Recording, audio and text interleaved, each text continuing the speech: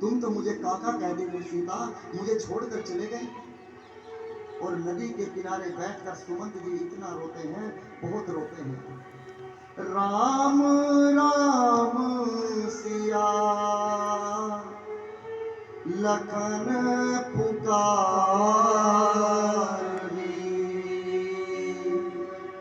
तट पर बैठकर राम राम सिया सिया लखन पुकार रहे हैं और अपने बालों को पकड़ पकड़ कर नोच रहे हैं सुमंत जी।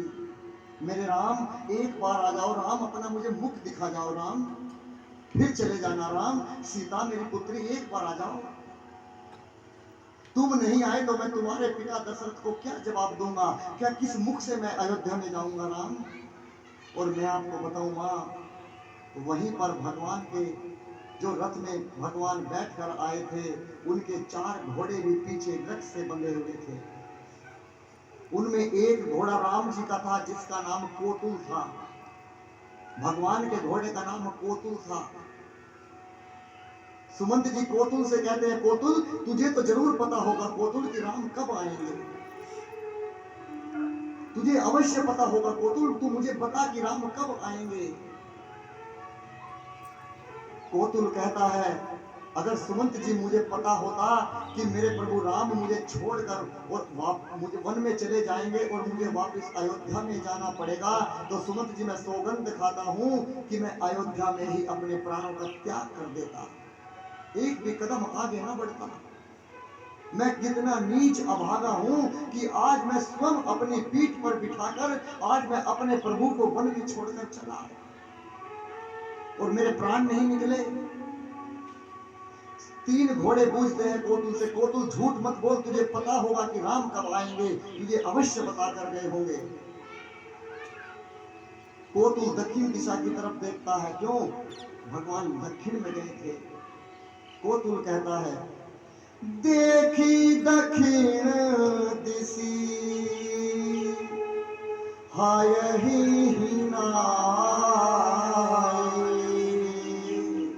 आज 4 घोड़े दक्षिण दिशा में देखकर हिन हिनाने लगे। हिन हिनाने माने रोना होता है। आज 4 घोड़े दक्षिण दिशा में देखकर और अपने पैरों को ऊपर उठाकर घोड़े रो रहे हैं और राम राम कर रहे हैं। मैं आपको बताऊं, आज घोड़ों के मुंह में छाले पड़ गए। 3 दिन से घोड़ों ने कुछ खाया नहीं।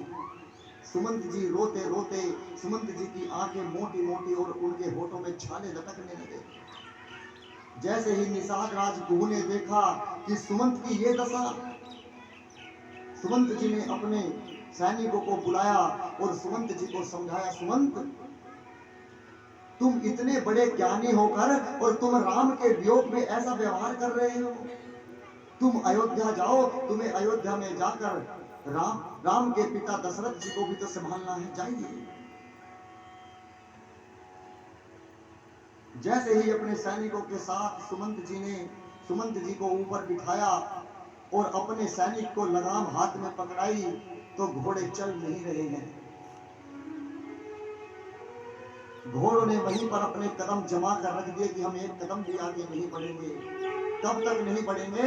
जब तक मेरे प्रभु राम नहीं आकर मुझे वापस लेकर जाएंगे, जब तक एक भी कदम आगे नहीं रखेंगे। घोड़ों ने 3 दिन से एक बूंद जल भी नहीं पिया और जैसे ही थोड़ा बहुत समझाकर घोड़े आगे बढ़े, तो सुमंत अपने बालों को नोचता हुआ कहते हैं कि हे नीच सुमंत, हे पापी सुमंत, तुझे आज भी मौत नहीं आई, आज राम के वियोग में तू नहीं मरा। इससे बड़ा दुख तेरे जीवन में और क्या आएगा कि तुझे राम छोड़कर चला गया। क्या इससे भी बड़ा दुख तेरे जीवन में आ सकता है? हे सुमंत, अगर तू आज मर जाता तो तेरी पूरे देश में कीर्ति फैल जाती कि सुमंत राम के वियोग में मर गया। आज ये पापी मुख लेकर कैसे जाएगा तू अयोध्या? आज भी तेरी मृत्यु नहीं हुई सुमंत। मैं तो चला जाऊंगा, केकई मां को भी समझा लूंगा, सुमित्रा को भी समझा लूंगा, लेकिन जिसका पुत्र राम है, कौशल्या मां को कैसे समझाऊंगा? जैसे ही वो सामने से निकल कर आएगी, मैं मां को कैसे समझाऊंगा कौशल्य कि मैं तेरे पुत्र को वन में छोड़ आया। जैसे गाय पूरे दिन चरने के लिए निकलती है और जब शाम को आकर आती है और उसका बच्चा उसे देखकर जैसे खूंटे से खुलकर भागता है दूध पीने के लिए, ऐसे ही जैसे मुझे देखेगी माँ के कौशल्या मुझे देखेगी तो तुरंत दौड़ेगी और पूछेगी मेरा राम कहाँ है, मेरी सीता कहाँ है, मेरा लक्ष्मण कहाँ है सुमंत। तो मैं क्या जवाब दूंगा? इससे तो अच्छा है कि मेरे प्राण निकल जाते, लेकिन पापी सुमंत तेरे प्राण भी नहीं निकले। तमसा नदी के किनारे पर जहां पहले रात भगवान रुके थे वहीं पर गए और वहीं पर जाकर रुके और कहे कि मैं दिन में अपना पापी मुख नहीं दिखा सकता, अब मैं रात को जाऊंगा। और जैसे ही रात हुई, सुमंत जी धीरे धीरे धीरे धीरे घोड़े नहीं चल पा रहे हैं, जाकर महल के सामने रथ को लगा दिया। लेकिन पूरी अयोध्या के लोग पूरी रात जगे थे, सुमंत जी का इंतजार कर रहे थे कि सुमंत जी आएंगे तो साथ में राम जी भी आएंगे। और जैसे ही सुमंत जी रात को आए, पूरी अयोध्या के लोग दौड़ पड़े। सुमंत जी सोच रहे थे सब सो रहे होंगे, सब इंतजार में पलक बिछाए बैठे थे। मैं आपको बताऊं, 3 दिन हो चुके थे, एक रात 5वीं रात थी सुमंत जी की। 5 दिन से पूरी अयोध्या में खाना नहीं बना, 5 दिन से पूरी अयोध्या में भोजन नहीं बना। सब लोग भूखे प्यासे हैं, केवल राम राम राम राम रट रहे हैं कि जैसे मान लो उनके पूरे जीवन का खजाना किसी पोटली में हो और वो कोई छीन कर ले गया हो या उसको चोर चुरा कर ले गया हो। जैसे ही सुमंत जी पहुंचे दरबार में, अंदर गए, मैं आपको बताऊं दशरथ जी मूर्छित अवस्था में जमीन पर पड़े थे। 5वीं रात थी, मूर्छा जमीन पर पड़े थे। दशरथ जी ने एक बूंद पानी तक नहीं पिया था। और जैसे ही ये पता चला कि सुमंत आ गया तो तुरंत दशरथ जी खड़े हो गए। तुरंत जैसे ही कानों में पड़ा कि सुमंत जी आ गए तो दशरथ जी में इतनी शक्ति आ गई कि 5 दिन तक पानी भी नहीं पिया था और एकदम से खड़े हो गए। और जाकर दशरथ जी ने सुमंत जी से पूछा, सुमंत मेरा राम कहाँ है, सुमंत सीता कहाँ है, सुमंत मेरा छोटा पुत्र लक्ष्मण कहाँ है। आज सुमंत कुछ बोल नहीं रहा है। सुमंत जी ने कहा, तुम तो राम की जिद को जानते हो, लक्ष्मण की जिद को जानते हो, मैंने बहुत समझाया लेकिन स्वामी राम जी नहीं आए। तुम अपना मुख कैसे लेकर आ गए सुमंत? सुमंत जी को पास में बुलाया, फिर पूछा, सुमंत सच बताओ कहीं राम बाहर तो नहीं खड़े? सुमंत को अपने सीने से लगाया और ऐसे देखने लगे कहीं सीता और राम बाहर तो नहीं खड़े। और सीने से लगाकर जो दशरथ जी ने कहा, राम कुशल कहूं सखा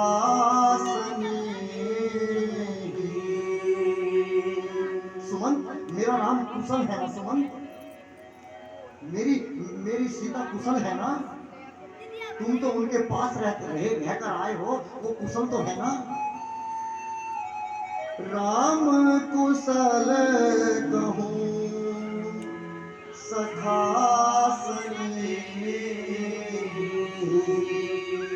आज सबसे बड़े मित्र सखा मेरे आप हो। कह रघुनाथ